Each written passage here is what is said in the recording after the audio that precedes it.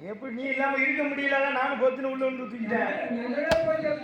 ஆமா மடியில படிச்சுட்டு கவலை எல்லாம் மாறிடும். ஓ மாறிடும் மாறிடும். ஓ பக்கத்துல ஒரு கையை பிடிச்சு தூக்கி விட்டாரு. மடியில பாரு அமர்ந்து கவலைப்படாத. ஒரு கையில தூக்குறாரு, ஒரு கையில அடிச்சாரு. என்னது போய் ஒரு பொண்ணு ஏதோ காலை பிடிச்சி மடியில படுத்துட்டாங்க.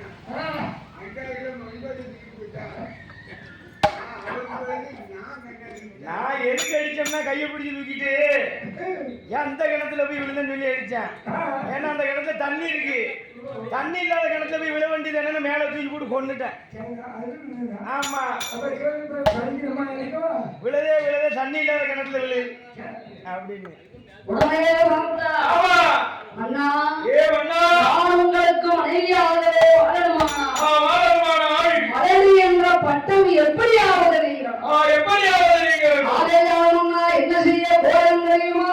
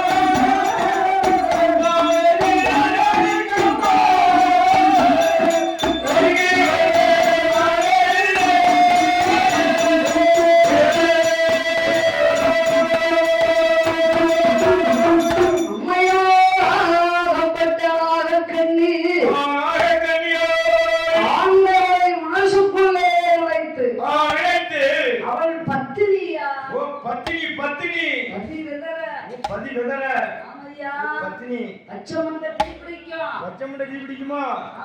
சரி அப்பேற்பட்ட ராஜகண்ணி பிள்ளைக்காக தவம் ஆண்டவனை நினைச்சு தவம் இருக்கா சும்மா வர முடியுமா? முடியாது. நீங்க வர முடியுமா? நான் வர முடியுமா? ஆமா சாவித்திரி பத்தினி. ஓ சாவித்திரி பத்தினி.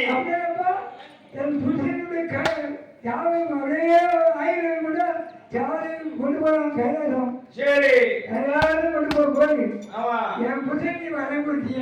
ஆமா என் புருஷன் உயிரை கொடு. அவன் தான் பத்தினி. ஆமா புருஷன் சாப்பிட்டு பத்தினியா முடியும்? அது எப்படியா ஆக முடியும்? உடனே பார்த்தான். சரி அந்த நாகக்கண்ணி வெண்முடியா வெண்கொடியாய் ஆண்டவனை நினைத்து எப்படி தவம்